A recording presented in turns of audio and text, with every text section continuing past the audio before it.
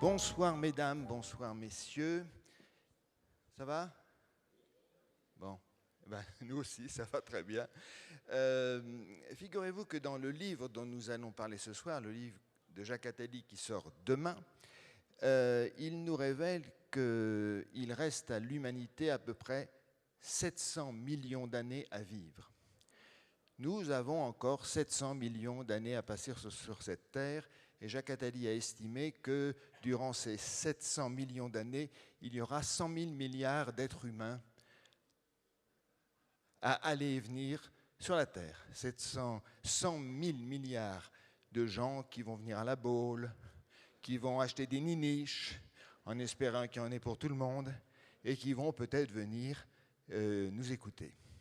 Enfin, en attendant ces 100 000 milliards d'individus, vous êtes quelques centaines ce soir, et nous allons passer 1 heure ensemble à parler justement de la transmission, du rôle de l'école, de l'avenir, du passé, enfin de tous ces sujets qui passionnent notre invité de ce soir, que je vous demande d'applaudir, Jacques Attali.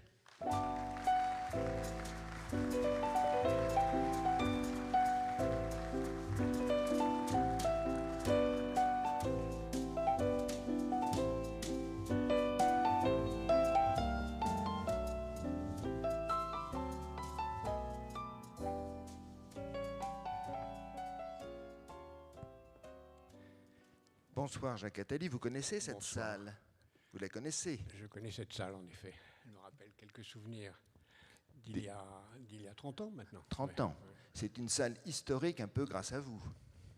Pas grâce à moi, mais en effet, c'est une salle où François Mitterrand a fait un discours important, où il a, pour la première fois, lié le développement économique aux droits de l'homme et dit que l'assistance que nous portions, ou que nous devons porter aux pays en développement, doit être conditionnée au respect des droits de l'homme. Vous voyez qu'il y a encore du chemin à faire.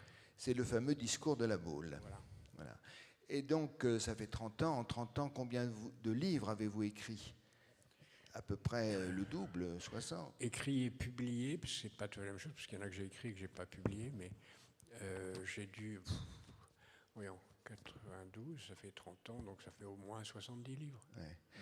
Et donc, demain sort un nouveau livre que vous venez nous présenter en avant-première. C'est un livre qui parle de l'éducation, de la transmission, et qui s'insère dans une collection qui ne dit pas son nom, en fait, parce que vous avez traité de la même manière énormément de sujets.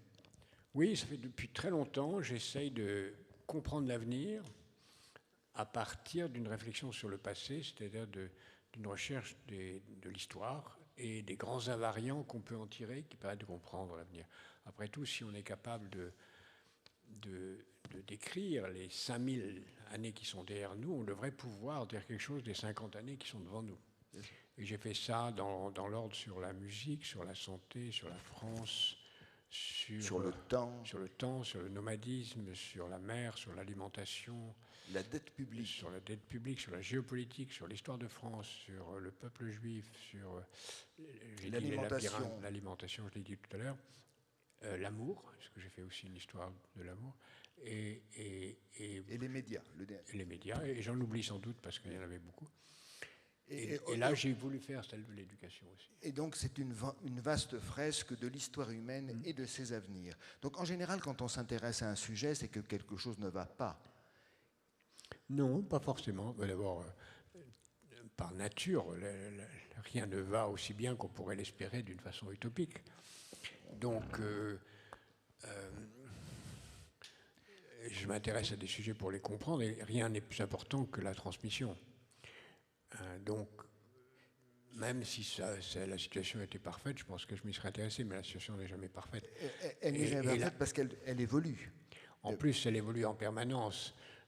Sur le sujet de la transmission, ce qui m'a beaucoup frappé, c'est qu'on assimile aujourd'hui, parce qu'on vit dans l'instant, la transmission à l'école. On dit l'école, c'est la transmission, mais ce n'est pas vrai du tout. Est-ce que vous pensez que l'école, dans la transmission, n'aura fait que passer dans l'histoire humaine? Je pense que c'est probable. C'est-à-dire que il y a 5000 ans, à peu près, quand tout commence, même si ça commence bien avant, et avant déjà, la transmission, ce n'est pas du tout par l'école. L'école n'existe pas. l'école existe de façon extrêmement pointue pour quelques précepteurs qui enseignent aux enfants des seigneurs.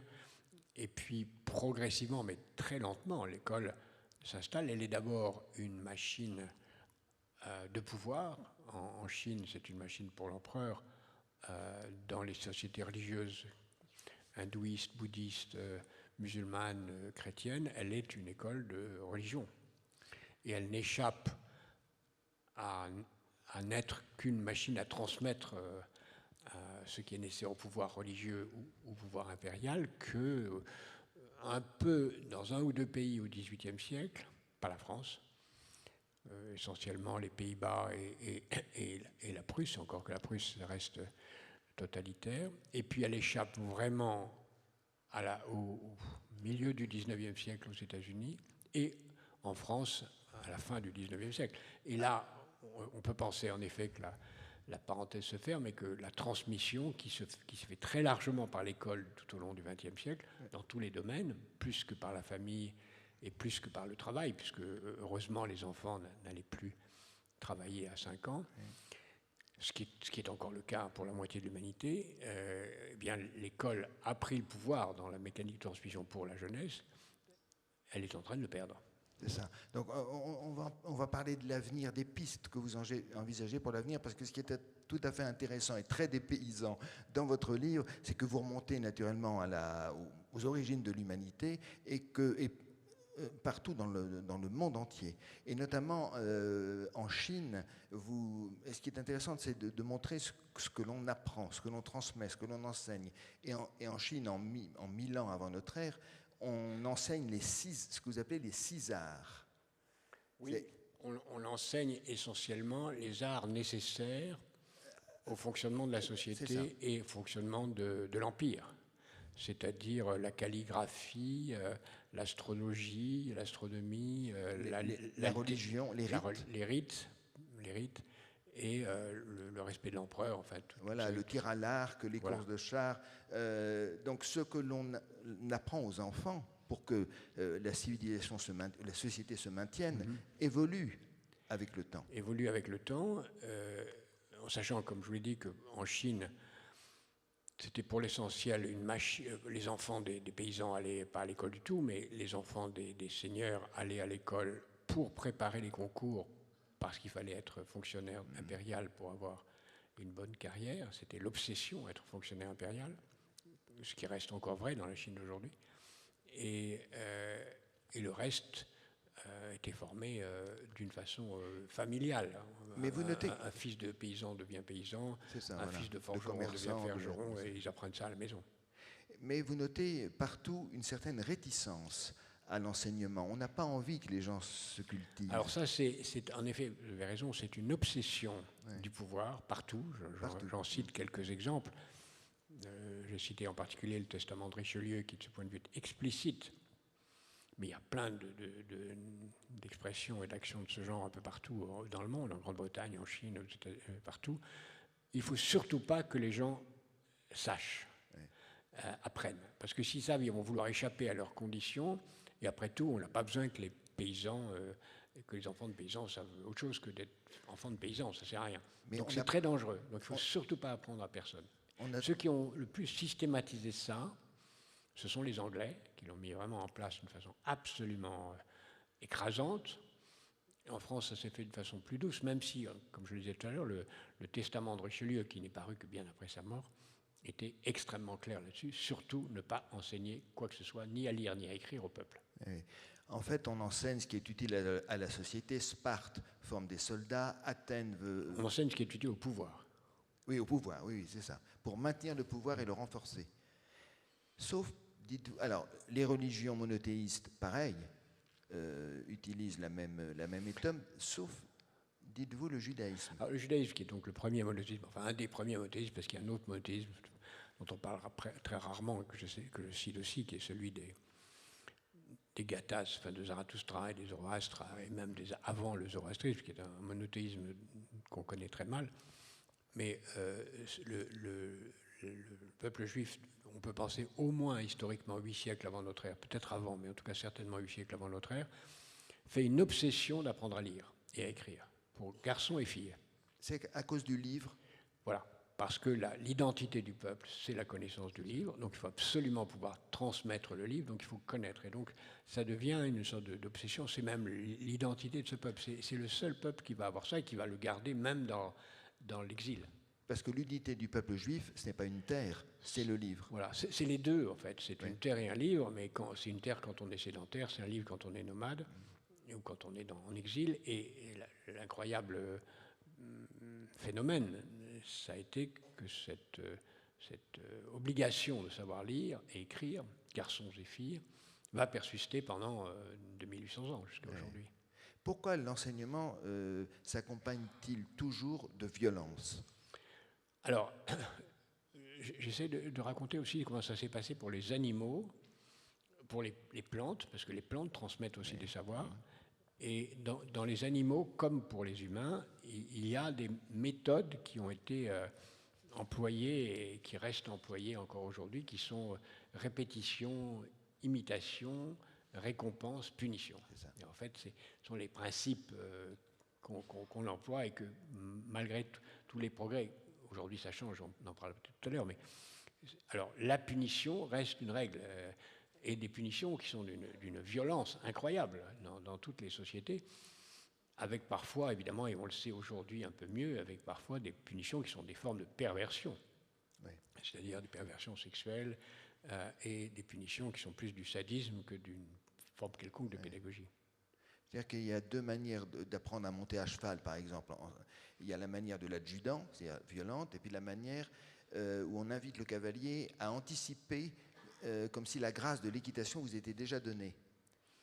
C'est les deux manières d'apprendre, ça. Oui, mais c'est plutôt la première qui prime. C'est la première qu'on emploie en général. L'autre, c'est celle qui correspond, j'aime bien votre métaphore, à la modernité, c'est-à-dire créer les conditions d'avoir confiance en soi et de ne pas être simplement dans l'obligation de répéter ce qu'on vous a enseigné.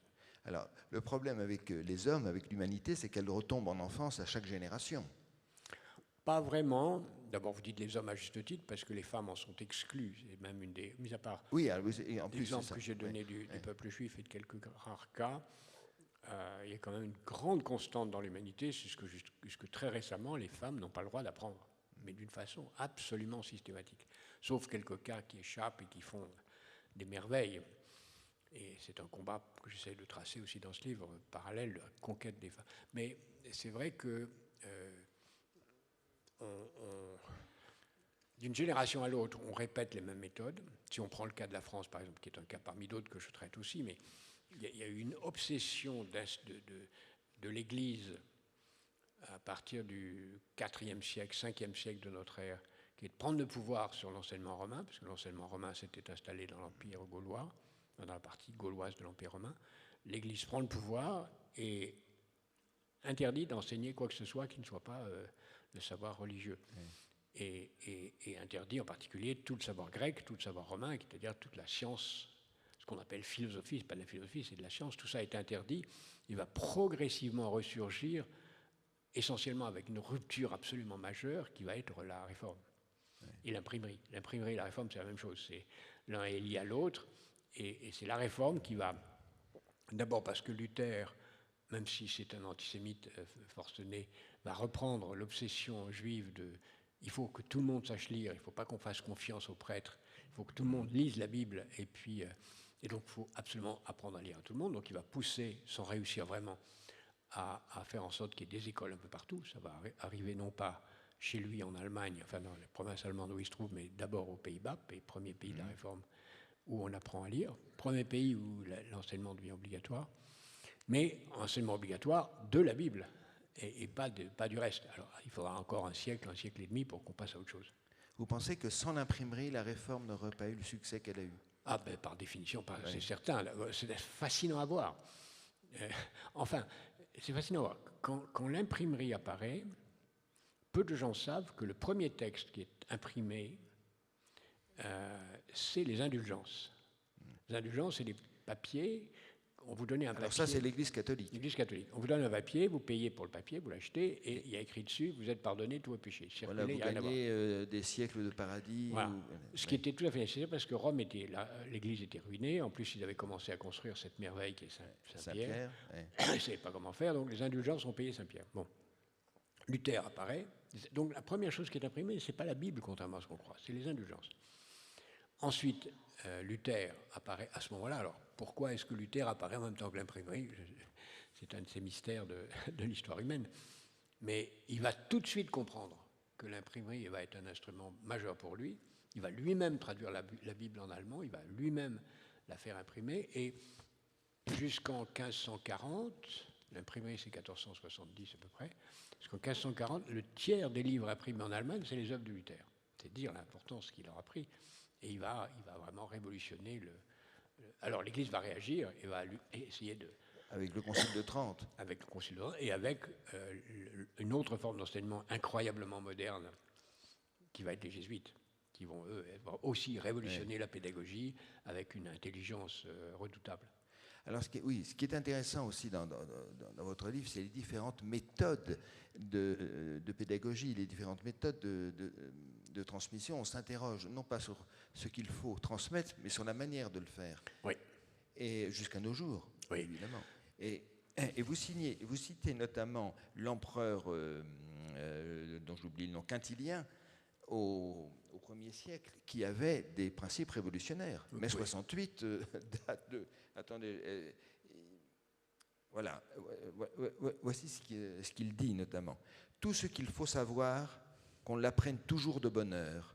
Ne souffrons point qu'un enfant perde ses premières années dans l'habitude de l'oisiveté. Quintilien s'impose au châtiment corporel et pour lui, les enseignants doivent être de très haut niveau et très bien payés. Enfin, voilà, c'est des débats qu'on a encore aujourd'hui. Oui, ce n'était pas un empereur, c'était un philosophe, mais important. Important de c'était son temps. Oui, pardon. Oui. Très important et qui, en effet, était révolutionnaire, puisque ça ressemblait à Montessori d'aujourd'hui. Hein. Oui, c'est ça. Voilà. Oui. Donc, finalement, on s'interroge toujours sur les mêmes méthodes sans jamais en trouver, ou alors on en change selon les époques. Alors, l'évolution, ça a été pendant très très longtemps la même chose, répété, imité, sanctionné, récompensé, moins récompensé. Ça reste aujourd'hui la règle un peu partout. Si on regarde, j'ai fait un panorama à un moment de photographie de là où on en est aujourd'hui, ça reste les règles principales, avec très peu, quelquefois, des innovateurs exceptionnels qui apparaissent dès le XVIIe siècle, XVIIIe siècle, qui tentent des choses neuves. On retrouve aux États-Unis, qu'on retrouve en Suisse beaucoup, qui sont le travail en groupe, la confiance faite aux enfants, le refus du par cœur, l'apprentissage par projet, l'apprentissage par la nature, le refus du scolastique. Ça commence très tôt, dès le XVIIIe siècle. Évidemment, il y a Jean-Jacques Rousseau qui va être là, mais pas seulement lui. Il y a beaucoup de penseurs, je vous dis suisses surtout, qui apparaissent à ce moment-là, allemands aussi. Et ce courant-là d'une école qui fait confiance à l'enfant, qui est dans la collaboration, dans l'apprentissage qui n'est pas concurrentiel, va rester très marginal. Parce qu'il y a un moment qui est absolument fascinant, je vous ai cité tout à l'heure, nous avons parlé des Chinois. Et on a parlé des Jésuites. Les Jésuites vont en Chine, découvrent le système des concours chinois des empereurs et ramènent ça en Europe. Et c'est comme ça qu'en Europe, qu'on a introduit le classement, les distributions des prix et tout le système qui va devenir les grandes écoles, le classement systématique, qui vient de Chine par les Jésuites dès la fin du XVIIe siècle. Mais pour qu'un enseignement soit solide, il faut qu'une société soit solide. Il faut qu'elle ait des assurances, il faut qu'elle ait des bases. Une société qui se cherche transmet mal. Oui, une société qui n'a pas une vision stable de ce qu'elle veut être, un pouvoir qui n'a pas une vision stable de ce qu'il veut être, il hésite. L'école, quels sont les lieux de transmission? C'est l'école, on en parle beaucoup depuis tout à l'heure, c'est la famille et le travail. Oui. Et puis c'est le reste, c'est les forains qui se promènent dans les rues, qui apprennent beaucoup de choses. Puis ensuite, ça va être la radio, la télévision, le cinéma, la télévision, le livre, bien sûr, tout ça, ça vient après. Mais l'école, la famille, le travail, la religion, l'Église, c'est les principaux modes de formation. Vient après, d'abord le livre, puis à la fin du XIXe siècle, le cinéma, le disque, la radio, la télévision, et maintenant Internet. Le tsunami nouveau, qui lui va balayer tout le reste. L'école ne va pas résister à tout ça. Alors, ce que j'essaie point d'interrogation. Point d'interrogation. Oui. Normalement, non. Je montre qu'il y a deux vrais dangers, qu'on va peut-être dire d'un mot, mais qui méritent d'être très détaillés. Deux vrais dangers qui sont l'un, le danger technologique, qui fait que on n'a plus de concentration, on regarde que des écrans, les enseignants, pour ce qui concerne la jeunesse, parce que la transmission se fait tout au long des âges, sont discrédités parce que le fait que les enfants apprennent beaucoup de choses par l'extérieur, que les jeux vidéo jouent un rôle très important. Il y a des pays aujourd'hui où le temps passé aux jeux vidéo est supérieur au temps passé à l'école. Sans oublier un problème écologique, puisque... Oui, l'usage de ces machines est un facteur d'aggravation de la situation climatique. Donc il y a un risque de ce que j'appelle de barbarie technologique, c'est-à-dire de la destruction par ça. Un petit peu comme le travail va être balayé par l'usine ou le bureau par le télétravail, l'école va être balayée par le téléenseignement. On a vu des exemples par le Covid. Bon ou mauvais, parce qu'il ne faut pas dire qu'il n'y a que du mauvais, loin de là. Étonnamment, et ça peut surprendre beaucoup, toutes les études récentes, malgré toutes les tentatives pour démontrer le contraire, démontrent qu'on retient mieux ce qu'on a appris sur un écran que ce qu'on a appris devant un maître. Pourquoi ? C'est comme ça. Les neurosciences, qui sont très balbutiantes, nous disent ça. Les expériences qu'on a faites, pour l'instant, démontrent ça. Ce qui ne veut pas dire que le maître n'est pas nécessaire complémentaire. Il y a d'ailleurs quelque chose qui est très intéressant, c'est que l'école ressemble au lieu de travail. L'école ressemblait à l'atelier d'artisan, puis elle a ressemblé au travail à la chaîne. On produisait des enfants à la chaîne, première dans les classes, comme les voitures. Et maintenant, l'école ressemble un peu plus au télétravail à distance. Ça, c'est le premier risque. C'est le risque d'une barbarie technologique qui s'accompagne aussi d'une grande question, c'est est-ce qu'il faut vraiment apprendre quelque chose ? Oui. Parce que, d'une part, les métiers de demain n'existent pas. À quoi ça sert d'apprendre les métiers d'aujourd'hui ? Deuxièmement, pourquoi est-ce que j'ai besoin d'apprendre à compter quand j'ai une machine à calculer dans mon téléphone ? Pourquoi est-ce que même j'ai besoin d'apprendre à lire, puisque mon ordinateur ou mon téléphone peut me lire les messages ? Pourquoi est-ce que j'ai besoin d'apprendre à écrire si je peux dicter mon message sur mon téléphone ? Donc j'ai besoin ni de compter, ni de lire, ni d'écrire, qui sont les trois savoirs de base qu'on enseigne depuis 2000 ans, 3000 ans. J'ai plus besoin de ça. Est-ce que j'ai besoin d'apprendre une culture de quoi que ce soit, sachant que tout est sur Wikipédia, sur Google, sur ce qu'on voudra ? Donc on a un sentiment de vide qu'on avait d'ailleurs déjà noté au moment où on se plaignait sous Cicéron de ce qu'on n'apprenait plus par cœur, ce qu'on plaignait au moment de l'imprimerie, qu'on n'avait plus besoin de rien savoir par cœur parce que les livres étaient là. Donc il y a un vrai risque de ne plus rien avoir besoin de savoir et donc de discréditer le savoir. Et puis il y a une deuxième risque qui nous concerne moins nous, mais on reviendra peut-être sur les problèmes spécifiques de la France, mais un des problèmes qui concerne moins les pays développés vieillissants, qui sont ce qui se passe dans les trois quarts de l'humanité. Il faut bien voir qu'en Afrique aujourd'hui, il y a un professeur pour 100 élèves, dont 60% de ces professeurs ne sont pas formés. Donc il n'y a pas d'école en Afrique. Dans beaucoup de pays d'Amérique latine, c'est pareil, et même des pays qui fonctionnaient bien ne fonctionnent plus bien du tout, c'est le cas du Mexique par exemple, et en Inde c'est pareil.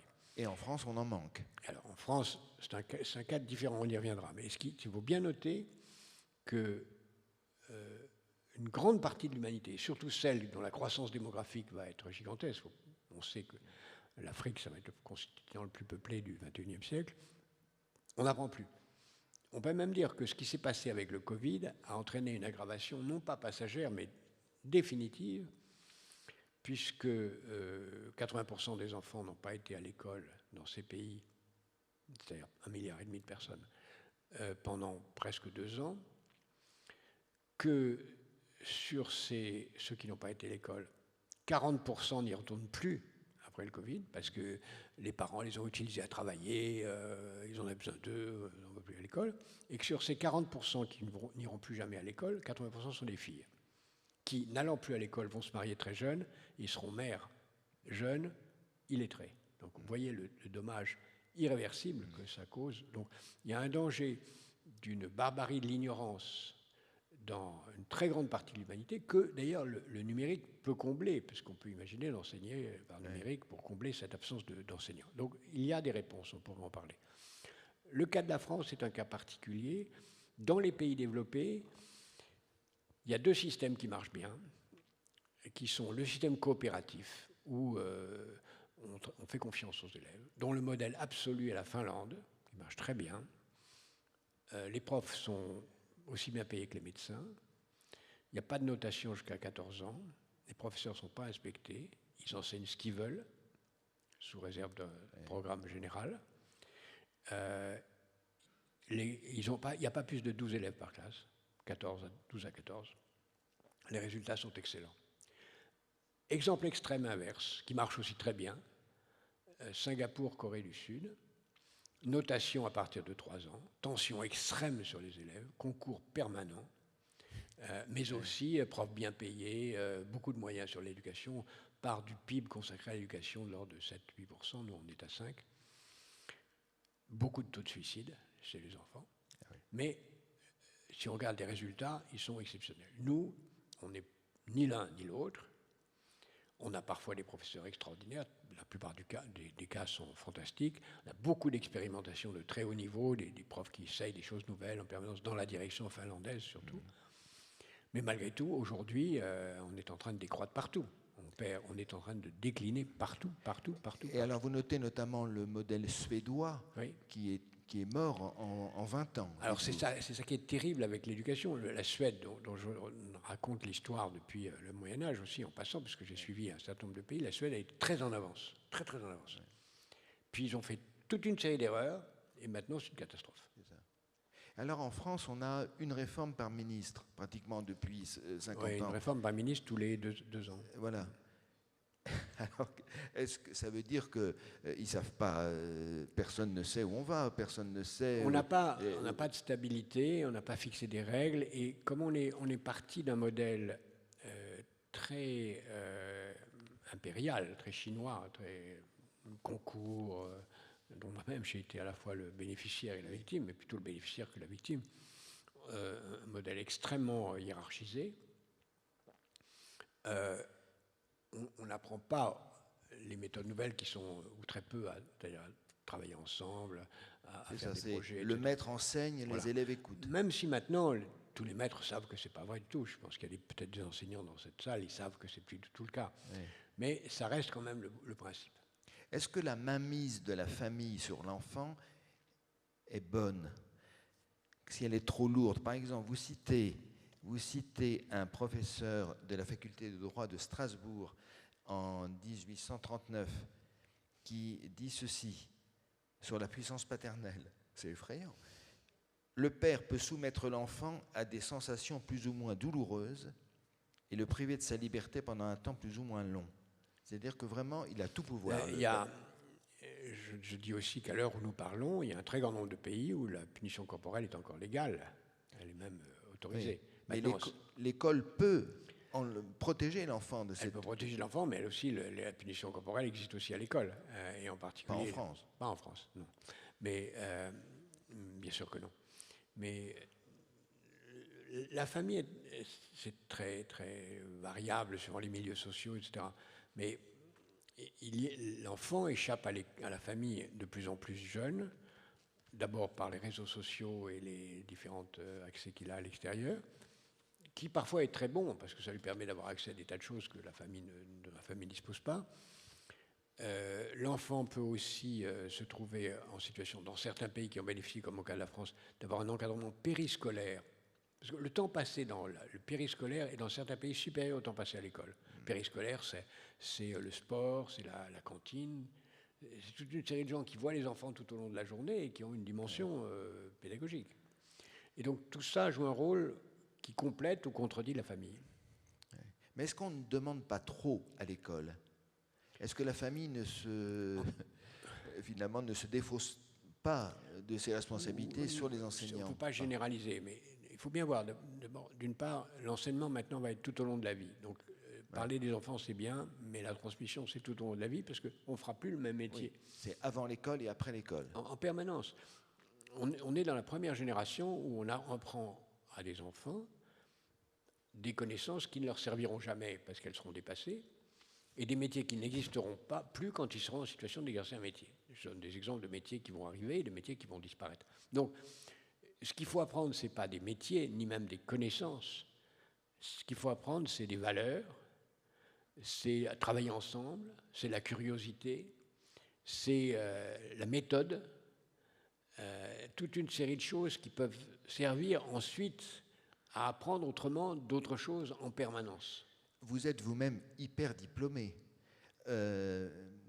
Est-ce que ces diplômes vous ont servi? Est-ce que on disait quelquefois un diplôme est un parchemin qui sert à oublier une science, puisqu'après on a les... Bon. Ou est-ce que vous êtes remis en cause tout le temps? D'abord, je commence mon livre en rendant hommage à un certain nombre de profs que je nomme. Notamment à quelqu'un, un professeur en seconde, qui vous a humilié devant toute la classe. Oui, non, mais je rends hommage à un grand nombre de profs qui m'ont merveilleusement servi. Et en effet, un professeur de physique qui m'a humilié devant toute la classe en disant exactement cette phrase, que je ne dis pas dans le livre d'ailleurs, parce que je peux la dire. Il avait dit « Si les cons volaient, vous seriez chef d'escadrille ». Et vous le remerciez. C'est ça je le remercie parce que ça a été une sorte d'aiguillon. C'était en physique. J'ai ensuite fait quelques bonnes études de physique. Eh bien, il m'a été très précieux. Parce qu'il vous a humilié? Parce qu'il m'a motivé. Oui, je ne pense pas qu'il le voulait d'ailleurs. Je ne pense pas que c'était une façon pédagogique de faire les choses. Mais en tout cas, ça m'a été précieux. Et c'est vrai que j'ai adoré faire des études scientifiques. Je garde une reconnaissance extrême à mes maîtres, en particulier dans les classes préparatoires, à l'école polytechnique où j'ai eu des professeurs extraordinaires. J'en dirais pas autant des écoles littéraires que j'ai pu faire après, en particulier de l'ENA, qui n'est pas une école où on n'apprend rien. On n'apprend rien. C'est un concours qui dure 18 mois, c'est pas une école. Donc, je garde beaucoup de gratitude à l'égard de mes maîtres, mais j'ai commencé à apprendre après. Mais c'est ça, votre maître, c'est vous-même. Votre meilleur éducateur, c'est vous. Disons que c'est ma curiosité. J'ai eu la chance, après, provoquée, de pouvoir rencontrer en France, aux États-Unis, un peu partout, des grands maîtres, et de me cultiver sans cesse, d'apprendre des choses. Oui, parce que vous vous donnez toutes les libertés, mais par la discipline. Vous apprenez la liberté par les contraintes, au fond. C'est toujours ça. Hein. Si vous voulez apprendre quelque chose, c'est du travail. On n'échappe pas au travail. Mais vous aimez. J'ai une grande curiosité. Une curiosité, ça suppose, si vous voulez comprendre, moi, j'avais pas fait d'études d'histoire, donc j'ai eu la chance d'avoir un grand maître en histoire qui était Fernand Braudel. Donc j'ai étudié avec lui, et puis j'ai lu, j'ai beaucoup de travail. Bon. Mais Fernand Braudel, je l'ai rencontré, j'avais 35 ans. C'est ça. Et je ne l'ai pas vu à l'école. Donc, il faut être en permanence en situation d'apprendre. Permanence. Encore aujourd'hui, j'ai des maîtres nouveaux. Oui, mais justement, est-ce que certains de ces maîtres sont des cadets? Parce que qu'on apprenne des anciens, c'est normal, mais est-ce que vous apprenez aussi de vos cadets? D'abord, j'ai eu la chance d'être professeur très jeune. J'étais professeur à Polytechnique à 23 ans. 24. J'apprends beaucoup de mes élèves. D'abord parce que je n'enseigne jamais que les choses que je ne connais pas. Je n'enseigne que les choses que je ne connais pas. Ce qui me force à les apprendre. J'enseigne toujours sans notes, ce qui me force à parler, à comprendre ce que je dis pour parler. Et donc, j'apprends énormément de mes élèves, et surtout quand mes élèves sont des élèves exigeants et qui me posent des questions difficiles, ou que j'anticipe à l'avance des questions difficiles. Vous aimez vous confronter à eux? Enfin, vous confronter, c'est... Oui, bien sûr. J'aime beaucoup me confronter à eux. J'aime beaucoup être... Et puis, aujourd'hui, j'ai appris énormément de choses. J'apprends encore tous les jours, encore tout à l'heure, dans une conversation avec quelqu'un, de gens qui ont 25 ans, bien sûr, tout le temps. Bien sûr, dans des domaines tout à fait nouveaux. Vous vous confrontez absolument à toutes les... Plus c'est difficile, plus vous aimez. Par exemple, la musique. On peut parler 5 minutes de musique, puisque c'est peut-être votre plus grande passion. En tout cas, c'est la seule passion égoïste que je me reconnaisse, parce que tout le reste, je le fais avec le sentiment d'essayer d'être utile, de transmettre, de créer. Ce livre est un livre sur la transmission, mais ma vie, ça consiste à transmettre. La musique, c'est le seul plaisir égoïste, même s'il s'agit de transmettre. Quand je dirige un orchestre, vous transmettez des émotions. Je transmets. Mais je reconnais que le reste, c'est beaucoup d'efforts. Écrire un livre, c'est pas toujours plaisant. C'est beaucoup de travail. Tandis que diriger un orchestre, c'est pour moi extrêmement difficile, mais c'est un plaisir extrême. C'est-à-dire que vous dirigez des gens qui connaissent mieux que vous la musique, peut-être, qui en sont tout cas, capables le violoncelliste, le flûtiste, le clarinettiste, le violoniste, l'alto, enfin tous ceux qui sont devant moi connaissent beaucoup mieux la musique que moi, bien sûr. Quels sont les musiciens auxquels vous n'osez pas aujourd'hui vous confronter, que vous n'osez pas servir? Est-ce qu'il y a des musiciens qui... Oh là, c'est trop pour moi. J'ai commis beaucoup de péchés d'orgueil dans ce sens-là, Ah oui. puisque un de mes amis, qui était mon professeur, m'a dit, à ma demande, que le concerto le plus difficile à diriger était le concerto pour violon de Sibelius. J'ai demandé à un autre immense chef, qui est aussi un ami, si je pouvais le faire. Il m'a dit surtout pas, et je l'ai fait. Donc, j'ai dirigé le concerto de Sibelius 2 fois, et c'est vraiment himalayesque. Voilà. Mais c'est important dans votre vie, enfin, en quantité, vous consacrez beaucoup de temps à la musique, parce qu'on dit toujours qu'il faut faire ses gammes tous les jours, qu'il faut... D'abord, j'étais pianiste, mais je ne suis plus pianiste. Pourquoi? Parce que je n'ai pas le temps. Je ne suis que chef d'orchestre, et quand on m'invite, c'est-à-dire je dirige, suivant les années, entre 5 et 12 fois par an, un peu partout dans le monde, quand on m'invite. Quand même. Bravo. Et à chaque fois avec le même vertige et le même plaisir? Non, avec le trac. C'est le seul moment de ma vie où j'ai le trac. J'ai jamais le trac autrement. Il y a une autre difficulté à laquelle vous vous confrontez, c'est le roman.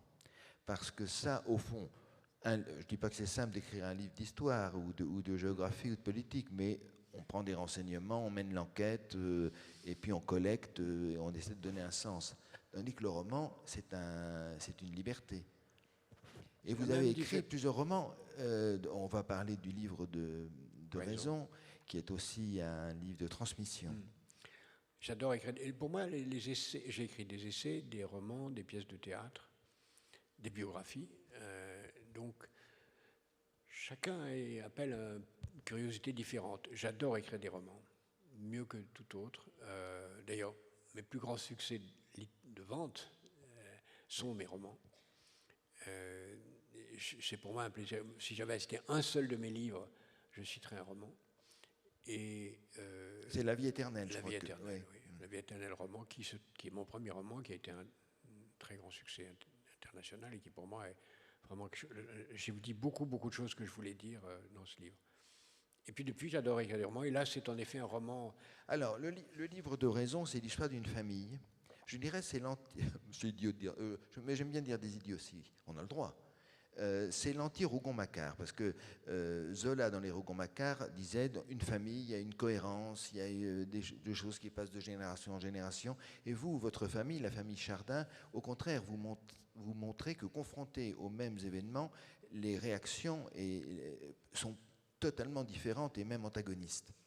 Oui, le livre de Raison, c'est une tradition qui existe en France, et pas seulement en France. Moi, j'ai découvert récemment que ça existait aussi au Japon, où l'aîné d'une famille écrit dans un cahier blanc, en 20 pages, ce qui est important de sa vie. C'est raison aussi, au sens de vous me rendrez raison, vous me rendrez compte. Donc, il faudrait peut-être dire plutôt livre de compte, en rendre compte. Et il passe ce livre à la génération suivante, et le livre se complète progressivement avec. Et donc, j'ai voulu faire ce roman est composé de 12 lettres écrites juste avant de mourir, par 12 membres d'une même famille, qui se passent les lettres au fur et à mesure d'une génération à l'autre. Ça commence par un grand bourgeois lyonnais, et en effet, ça explose dès la génération suivante dans des conflits ou des prises de position complètement différentes. Voilà, confronté à l'histoire, des prises de position politiques, et évidemment la Deuxième Guerre mondiale et voilà. Certains sont résistants, d'autres sont collaborateurs. Voilà. ça a dû être terrible pour vous à faire. C'était parce que vous vous êtes mis dans la peau de gens que vous détestez, que vous combattez même. Ben, c'est ça le principe d'un roman, mais tout est vrai dans ce roman, même si tous les personnages sont imaginaires. Tout est vrai sur tout ce que vous avez inventé. Voilà, tout est ça. vrai. Le pire de tous dans le roman, c'est un musicien. C'est un violoniste, chef d'orchestre, qui est le double de quelqu'un qui a vraiment existé, dont il est d'ailleurs l'ami dans le roman, qui a été un très grand, non pas violoniste dans la réalité, mais pianiste, et qui est un immense pianiste et un immense chef, et qui a été un horrible collabo, puisqu'il a dénoncé tous les musiciens juifs, il a dirigé la musique à Vichy, tout en d'ailleurs retrouvant sa gloire après. C'est M. Alfred Cortot, dont il existe encore aujourd'hui une salle Alfred Cortot à Paris, ce que je trouve absolument détestable. Et dont les disques sont en vente. Toujours. Exactement. Et donc j'ai inventé un personnage qui est le fils de cette famille. En effet, écrire la lettre d'adieu à ses enfants du monstre absolu qui était ce Paul Chardin c'était très plaisant à se mettre à sa place. Il dit « La vie consiste dans toute civilisation à accumuler du pouvoir, des richesses et des femmes. Il en sera toujours ainsi. » Sous votre plume, c'est quand même étonnant. Mais c'est un personnage. Vous savez, un jour, je suis sûr que sur les réseaux sociaux, on dira Jacques Attali a dit ça, en ne citant pas le fait que c'est dans la bouche d'un personnage exécrable d'un roman. Oui. Mais vous aimez les personnages très forts. C'est plus amusant. Nécessaire. Des monstres. C'est nécessaire, oui. C'est nécessaire dans un roman. Il faut qu'il y ait ça. Il y a des personnages, si j'ose dire, magnifiques. Il y a des héros extraordinaires dans ce roman. C'est vrai. En particulier. Il y a des femmes merveilleuses. Il y a 6 hommes et 6 femmes, donc j'ai fait un équilibre aussi. Un roman paritaire. Un roman paritaire, oui. Il y a des femmes, il y a une femme chinoise, il y a une femme palestinienne, il y a toutes sortes de gens. Évidemment, une famille qui devient multinationale. Et puis, puis il y a la question toujours qui revient, est-ce qu'on doit se venger du mal qu'on vous a fait ou est-ce qu'on doit pardonner? Est-ce qu'on doit oublier? Ça, c'est une question. C'est la question centrale de ce roman, parce que le personnage, à la fin, se trouve confronté à... Il sait que quelques personnes ont commis des monstruosités, il les tient sous sa main. Doit-il s'en venger? Voilà, c'est ça. Et notamment, il y a des choses déchirantes, comme l'histoire de Rachel, par exemple, qui est une des victimes les plus... Je vous assure, mesdames et messieurs, que Jacques Attali est un intellectuel, il est plus intelligent que nous tous réunis. Il faut dire que je fais baisser la moyenne. Mais on voit dans ce livre que vous avez gardé ce que Giono appelait la première qualité du romancier, c'est-à-dire la candeur. Je vous remercie infiniment, ça me touche beaucoup parce que ce personnage de Rachel, qui est une violoniste juive, qui est trahie par justement ce Paul Chardin, qui est envoyé à Auschwitz avec ses enfants, qui devient musicienne dans l'orchestre d'Auschwitz.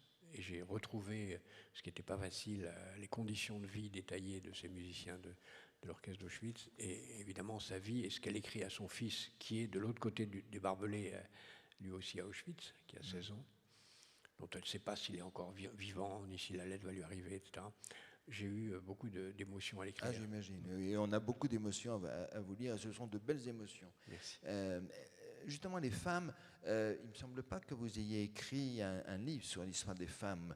Ce serait intéressant. J'ai écrit une histoire de l'amour dans laquelle les femmes ne sont pas absentes. Oui, bien sûr, mais la façon dont les femmes sont traitées depuis la nuit des temps, ce serait une histoire presque de la misogynie. Oui, ça a été écrit. Là, je l'ai fait dans le cas particulier de l'école, où c'est écrasant, mais vraiment, c'est effrayant. Elles sont systématiquement mises de côté. Le nombre de de femmes intelligentes, créatrices qu'on a broyées, qu'on a empêchées de s'exprimer, la moitié de l'humanité dont on a perdu toutes les capacités de créer, c'est terrifiant. C'est-à-dire qu'elles sont réduites à rester à la maison, quoi, pratiquement partout et tout le temps. À rester à la maison ou à être quelques-unes, à être des épouses de chefs, donc à influer sur les chefs, ou à être des courtisanes. Et parfois elles s'échappent, elles réussissent à devenir des savants. On ne sait pas comment elles y arrivent dans des conditions incroyables. Et vous dites, en 2022, le système élitiste de l'éducation est à un tournant. Les filles restent victimes de l'échec global de l'éducation. Ah oui, partout. Encore aujourd'hui. Plus que jamais. Dans les pays en développement, c'est vrai.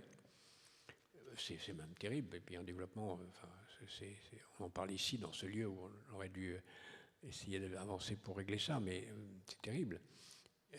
En Afrique en particulier, mais en Amérique latine aussi, et en Inde, où ils sont encore extraordinairement... Mais en même temps, il y a une avancée dans la classe moyenne, où on voit les classes moyennes des milieux modestes, les filles des classes moyennes ou des milieux très modestes avancent beaucoup plus vite que les garçons.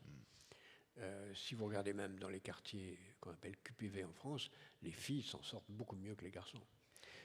Et un peu partout, les ingénieurs, les jeunes filles dans milieux difficiles, peut-être parce qu'elles sont heurtées à plus de difficultés que les garçons, ont envie d'étudier. On voit ce qui se passe en Iran aujourd'hui, on voit ce qui se passe en Afghanistan. L'horreur de l'Afghanistan en est un symbole. Ce sont les femmes qui mènent le combat. Oui. Est-ce que ce que l'école enseigne aujourd'hui n'est pas contraire à tout ce à quoi les enfants aspirent? Les enfants aspirent aujourd'hui, comme tous les enfants du monde, à se distraire, à ne pas apprendre. Et malheureusement, le système, non pas scolaire, mais le système social, produit une quantité d'occasions de se distraire. Je donne à la fin du livre quelques recommandations, dont l'interdiction des écrans jusqu'à 6 ans. C'est ça.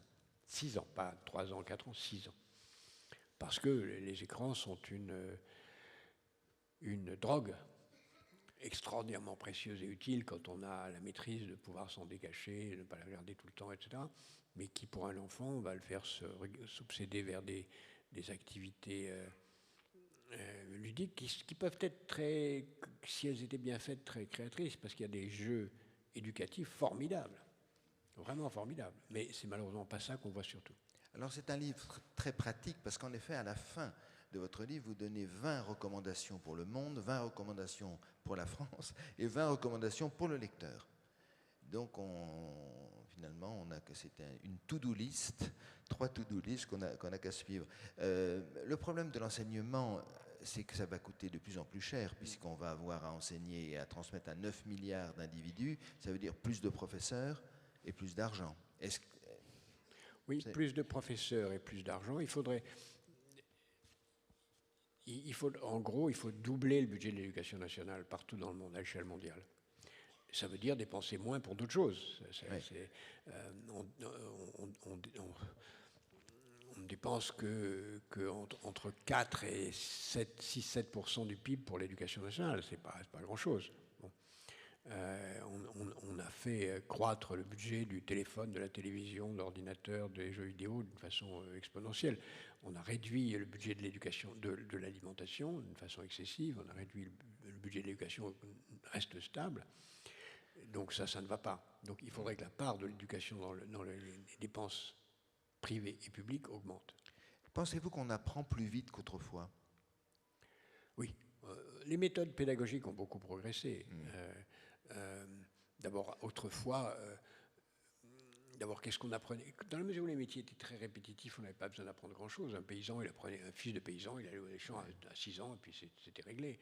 Un fils de forgeron, il faisait ce que son père faisait. Et puis, quelqu'un qui apprenait à l'école, qu'est-ce qu'il apprenait à l'école? Il apprenait le catéchisme, la Bible, ou dans une médersa, le Coran, ou dans une yeshiva, la Torah. Donc il apprenait d'une façon extrêmement répétitive toujours les mêmes choses. Et c'est encore le cas aujourd'hui, en particulier dans l'enseignement religieux. Donc aujourd'hui, pour ceux qui ont la chance d'avoir accès aux écoles, et en particulier le cas là en France, on apprend beaucoup, beaucoup plus de choses, beaucoup plus vite. Et c'est là où le travail collectif est très important, parce que la découverte que moi j'ai fait très tard, j'ai fait cette découverte, c'est qu'à 19 ans que j'ai eu la première fois l'occasion de travailler avec des camarades. Avant, on était tout seul. Et je me souviens très bien d'avoir travaillé à 19 ans, j'étais déjà à l'école polytechnique, à me rendre compte que des élèves qui étaient, je vais dire des choses peut-être un peu prétentieuses, moi, elles ne sont pas du tout dans mon état d'esprit. Des élèves qui étaient apparemment moins bons que moi, mais j'ai beaucoup appris d'eux. Et eux ont peut-être appris des choses de moi. Et le fait de travailler ensemble nous a fait progresser tous à une grande vitesse. J'ai découvert ce que maintenant on devrait enseigner à tous, c'est qu'on apprend beaucoup mieux ensemble que seul. Mais on apprend aussi beaucoup mieux ce qu'on aime. Par exemple, un passionné de football va vous donner tous les noms des équipes du FC Nantes depuis toujours. Le rôle de l'enseignement, c'est de faire aimer ce qui doit être appris. Voilà. Mais quand même, on apprend mieux ce qu'on aime. On aime que ce qu'on vous apprend à aimer.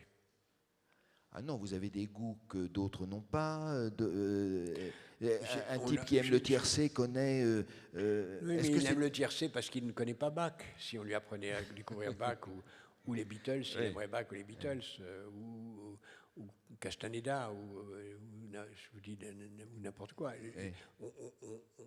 L'offre crée la demande.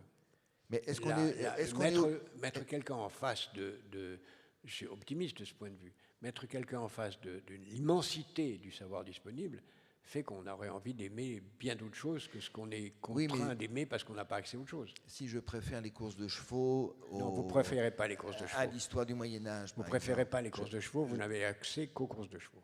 Vous ne préférez pas les courses de chevaux. Tout le monde a besoin d'être cultivé ? Est-ce une obligation? Si ça mange... C'est pas une obligation, je ne crois pas, mais si on... c'est pas une obligation non plus de savoir marcher. C'est pas une obligation de savoir, de développer la totalité de sa personnalité. J'ai écrit un livre que j'ai appelé Chemin de l'essentiel, où j'ai fait la liste des 100 romans qu'il faut avoir lus, des 100 films qu'il faut avoir vus, des 100 œuvres musicales qu'il faut connaître. Je suis convaincu que cette liste-là, qui n'est une parmi d'autres, je ne veux pas imposer ma propre grille de lecture, mais je suis convaincu que si on se confronte à l'art, à la littérature, au cinéma, on va échapper à cette folie de la drogue. Le jeu, c'est une drogue. Qu'est-ce que ça renvoie à un personnage qui est pour moi un de mes écrivains préférés, plus qu'un écrivain, c'est un géant de la pensée qui est Blaise Pascal. La distraction, ça sert à quoi? À ne pas avoir peur de la mort, à ne pas penser à la mort. Ne pas penser à la mort, c'est ne pas vivre. Savoir qu'on est mortel, c'est vivre, et c'est faire du mieux qu'on peut du temps très court qu'on a sur cette terre. Disons, quelqu'un qui a lu Balzac ou Pascal vit mieux que quelqu'un qui ne l'a pas lu. Non, vous pouvez vivre très bien dans l'ignorance, au contraire. Mais faut-il envier le bonheur des ignorants? Non, je ne crois pas. Ouais. Parce que une humanité d'ignorants prépare une humanité barbare. C'est ça. Mais amener une classe d'âge, 80% d'une classe d'âge à avoir au niveau du bac, ce qui était une grande ambition de la gauche, est-ce que c'est une réussite finalement, d'après vous? Vous connaissez un clown? Peut-être pas. Il y avait un clown suisse. C'est une Grock. Voilà, qui me vient à l'esprit maintenant, alors que je n'avais jamais fait le parallèle. Grock. Rentré sur scène, il y avait un piano et il y avait un tabouret. Et le tabouret était loin du piano. Alors, il s'approchait, il faisait comme ça sur sa tête, il réfléchissait et il poussait le piano. Eh bien, c'est ce qu'on a fait avec le bac. Suis-je clair? Oui, très bien. Alors, il y a un livre aussi dont j'aimerais que nous disions un mot, parce que c'est un livre que j'ai beaucoup aimé, qui s'intitule... Mesdames et messieurs, tout à l'heure, je disais à Jacques Attali, La Baule est une ville de droite où nous n'invitons que des écrivains de gauche. Alors, parce que c'est par ouverture... Ne vous excusez pas. Mais non, mais c'est comme ça. Et donc, vous avez écrit un livre très intéressant. Il y aura d'autres jolis mois de mai, que vous avez publié en 2020, donc pour les 40 ans de l'accession au pouvoir de François Mitterrand, où à la fois vous parlez de vous, vous dites qu'est-ce que je fais là, pourquoi le destin m'a-t-il fait la blague de me faire rencontrer si jeune François Mitterrand, qui est finalement un des seuls patrons, le seul patron que vous respectiez. Non, le seul patron que j'ai jamais eu. Oui, le seul patron que vous ayez jamais eu. Et puis, vous racontez cette histoire, c'est un livre très court qui fait 150 pages, mais vraiment très fin, justement, et vous vous dites, la gauche est morte, qu'est-ce qu'on peut faire? Et au fond, vous regardez le passé pour préparer l'avenir. Oui, je ne crois pas que la gauche soit morte, je crois que on est dans un moment très tragique de l'histoire. Hein. Vous dites elle est en miettes. Oui, aujourd'hui, la gauche est en miettes, coupée en morceaux, mais il faut replacer ça dans un contexte plus général. Pour qu'une gauche et une droite ressurgissent, il faut avoir une vision, en allemand on dit Weltanschauung, une vision du monde cohérente qui fait que la gauche comme la droite puisse avoir un projet cohérent. Alors le projet de la droite aujourd'hui est en train de se rendre cohérent sous forme de sorte de... Enfin, il y a deux droites, il y a toujours eu deux droites en France, mais une droite populiste, souverainiste, et puis une droite libérale ouverte au monde, et puis dans la gauche c'est pareil, il y a deux gauches. Mais ces deux gauches essayent de travailler ensemble, c'est difficile, l'une domine l'autre. À droite, elles sont séparées, l'une ne domine pas l'autre, donc elles sont coupées en morceaux. Il y a 4 fractions. Je pense que la France a intérêt à ce que une gauche comme une droite tournée vers un projet ouvert où la seule avenir possible pour notre pays soit la construction d'une puissance démocratique européenne, à un moment où nous allons être abandonnés par les États-Unis, où on a un risque d'être abandonnés par l'Allemagne, pour nous Français, et où il est absolument vital d'amarrer l'Allemagne à nous, et pas la laisser partir dans les dérives russo-chinoises, ça crée un projet pour une gauche social-démocrate européenne très clair. Il n'y a personne pour le porter en ce moment. C'est ça, vous dites, c'est la gauche, mais la droite pareil, c'est une juxtaposition de boutiques au service d'ambitions personnelles. Oui, c'est malheureusement ce qui est devenu la politique, mais ce n'est pas seulement en France. Regardez ce qui s'est passé en Grande-Bretagne, regardez ce qui s'est passé en Allemagne, regardez ce qui se passe aujourd'hui aux États-Unis. L'ambition personnelle est indispensable pour... L'ambition personnelle l'ambition personnelle dans tout est indispensable. Pour être un bon tailleur, un bon coiffeur, il faut être... un bon chef d'orchestre. Il faut être ambitieux, il faut être exigeant à l'égard de soi-même, c'est vrai. Mais en politique, il vaut mieux que ça soit au service d'une cause collective et non pas seulement d'un projet d'arrivisme. Mais je reconnais que c'est très difficile. Moi, c'est la raison pour laquelle j'ai jamais voulu être un homme politique.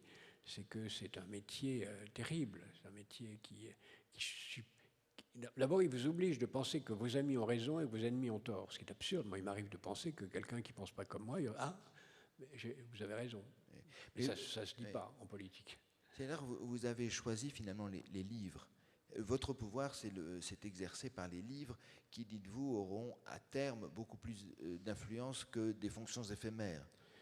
Je parle sous le contrôle de Monsieur le maire et je ne veux pas critiquer une fonction politique, mais j'ai souvent dit... Non, mais pour vous j'ai souvent dit et pensé que l'avenir d'un ministre, c'est d'être ancien ministre et que l'avenir d'un écrivain, c'est d'être écrivain. C'est ça, voilà. Parce qu'on vous a proposé plusieurs fois, vous avez toujours décliné... il y a deux choses importantes. Mais je respecte évidemment, d'autant plus que c'est absolument nécessaire qu'il y ait des gens de qualité qui remplissent ces fonctions, sinon il n'y a pas de démocratie qui fonctionne. Qu'appelez-vous être à soi, jouir loyalement de son être? C'est une citation, c'est pas... C'est une citation, c'est entre guillemets, et c'est de Montaigne. Voilà. Parce que c'est une phrase magnifique. Oui. Être à soi, ça veut dire, c'est ce que moi dans un autre livre j'ai appelé devenir soi, c'est-à-dire trouver qui on est vraiment, et à partir de ce qu'on est vraiment, essayer d'être utile. Trouver qui on est et essayer d'être utile. Mais trouver qui on est, ça suppose beaucoup d'introspection, de réflexion, d'exigence, de sévérité à l'égard de soi-même. Cette phrase de Montaigne est magnifique. Montaigne qui s'est également beaucoup occupé de transmission, ouais, d'éducation dans une période extrêmement troublée. Très bien. Eh bien, écoutez, merci beaucoup. Merci de cette conversation. Jacques Attali, vraiment de ces quelques notions rapides que nous avons pu évoquer. Et nous allons terminer par notre quiz. Alors généralement, il y a 9 questions que je vais vous poser. Je les donne toujours aux invités avant pour qu'ils puissent y réfléchir, et vous n'avez pas voulu. Non, je ne veux jamais connaître les questions à l'avance. Voilà, eh bien, écoutez, les voici, elles vont défiler sur l'écran. Il y en a 9. Au fond, ça parle de livres aussi. Pourquoi écrivez-vous des livres alors qu'il est si agréable de ne rien faire? C'est pas du tout agréable de rien faire. C'est pas du tout agréable. Moi, pourquoi j'écris des livres? J'écris des livres pour transmettre, pour apprendre, je vous l'ai dit tout à l'heure, parce que j'écris un livre sur un sujet que je ne connais pas pour apprendre. J'écris des livres pour influencer, et puis aussi pour séduire, mais influencer et séduire, c'est la même chose, quoi. Donc c'est une question de pouvoir, au fond. Aussi. Oui, influencer, c'est du pouvoir. De quoi avez-vous besoin pour écrire? Pour écrire un roman, j'ai besoin de mon ordinateur, c'est tout. Pour écrire un essai ou une biographie, j'ai besoin de beaucoup, beaucoup de documentation. Le plus agréable, commencer ou terminer un livre? Le meilleur moment pour moi pour un livre, c'est maintenant, c'est-à-dire au moment où le livre est publié, mais pas encore distribué. Il y a une sorte de no man's land là, qui est formidablement agréable. Vous avez le trac? Non. Je devrais, mais je n'ai pas le trac. Vous savez, c'est pas mon premier. Hein, Ouais. donc, Oui. mais j'aime beaucoup commencer, même si je ne sais pas comment on peut dire commencer, parce que j'ai beaucoup de manuscrits en chantier en même temps. Et parfois, je reviens. Je travaille sur 4-5 livres en même temps. Donc, je sais pas ce que je ne suis pas quelqu'un chacun a sa méthode. Quelqu'un commence un livre, le termine, passe au suivant. C'est pas mon cas. Mais il y a un moment où vous dites le livre est fini, ou c'est Oui. le livre qui vous le dit? Non, oui, c'est le livre qui me le dit. Il faut surtout pas rater ce moment. Très important de ne pas aller trop loin. Si vous n'étiez pas écrivain, que seriez-vous? Mais pourquoi est-ce que j'aurais à choisir? Je suis écrivain et d'autres choses en même temps. Bien. Je ne suis pas que écrivain. Le premier livre qui vous ait plu lorsque vous étiez enfant? Si je remonte très loin, ça doit être La Comtesse de Ségur. Lequel? Les Malheurs de Sophie, tout simplement. Et j'aimais beaucoup un personnage qui s'appelait d'ailleurs Jacques. Ah oui, le cousin. Voilà, qui m'a beaucoup accompagné. Puis après, il y a eu d'autres livres. Hector Malot, j'ai beaucoup aimé Sans famille, En famille, tout ça. Le livre qui vous a donné envie d'écrire? Les questions sont particulièrement idiotes, mais c'est moi qui les ai faites. Ben, ça dépend. Le livre qui m'a donné envie d'écrire des essais, c'est un livre de maths, puisque c'est mon professeur d'économie mathématique qui ensuite a eu le prix Nobel aux États-Unis, John Kenneth-Arrow, qui m'a donné envie. Le livre qui m'a donné envie d'écrire des biographies, c'est Stefan Zweig, dont je recommande Le Magellan, au moins, sinon tous les autres. Le livre qui m'a donné envie d'écrire des romans, je dirais que c'est Garcia Marquez. Le livre qui m'a donné envie d'écrire des pièces de théâtre, je sais pas, j'adore écrire du théâtre, mais je ne peux pas me comparer à qui que ce soit. Oui, votre première pièce était sur Charles Quint avec Ouais. Depardieu Ouais. et Jean-Michel Dupuis. Oui, C'était absolument. C'est un thème qui m'est très important, ça. proche, c'est disparaître quand on est célèbre. C'est ça, voilà. oui. Le livre qui vous décourage d'écrire, soit parce qu'il vous tombe des mains, soit parce que vous vous dites que jamais vous n'atteindrez. Ouais, pas. Donc, Rien ne vous décourage. non, il y a des livres qui me découragent de les lire, Oui. ça c'est vrai. Mais qui me décourageraient d'écrire, non. Ah, c'est certainement Le Comte de Monte Cristo. Oui, vous aimez Dumas. J'aime ce personnage, j'aime Dumas, même si c'est Dumas, c'est 50 auteurs à la fois, peu importe. Mais Le Comte de Monte Cristo. Pourquoi? Pour la vengeance, Voilà, c'est parce que c'est le thème principal de tout roman. Il n'y a pas de thème plus important dans la littérature que le thème de la vengeance. D'une façon ou d'une autre, c'est ça. Un thème qui revient dans le livre de raison, Dans le livre notamment, de raison. par exemple. Et enfin, dernière question, quel livre offririez-vous à un enfant? D'abord, j'ai le privilège d'avoir des petits-enfants et je leur offre au moins 2 ou 3 livres par semaine. Ah oui. Et donc, je peux vous parler en détail de Émile et les détectives, des bandes dessinées de toutes sortes. Ça dépend de l'âge, ça dépend de qui ils sont. Mais il faut pas offrir un livre, il faut offrir des livres en permanence. Il faut offrir une bibliothèque. Quand j'étais petit, on m'a offert une bibliothèque. C'était même quand j'ai eu... voilà, on va peut-être terminer là-dessus, mais il y a une distinction entre 2 sortes de familles. Des parents qui, quand ils voient un enfant lire, lui disent « t'as rien d'autre à faire », et d'autres qui, quand ils voient un enfant ne rien faire, disent « t'as rien à lire ». Et moi, j'étais dans une famille où on disait « t'as rien à lire ». Bon. Et je me souviens, quand on avait 12 ans, mon frère et moi, mon frère jumeau, on venait d'arriver d'Alger, on était à Paris et on s'ennuyait. Et on a dit un jour à mon père, on n'a rien à lire. Il nous a pris par la main, il est descendu, il a tourné à gauche dans la rue, on est rentré dans la première librairie et il a acheté l'intégrale de la Pléiade. Débrouillez-vous avec ça. Ah oui. Alors heureusement, dans ces années-là, la Pléiade, c'était que 60 ou 70 volumes, c'était moins qu'aujourd'hui.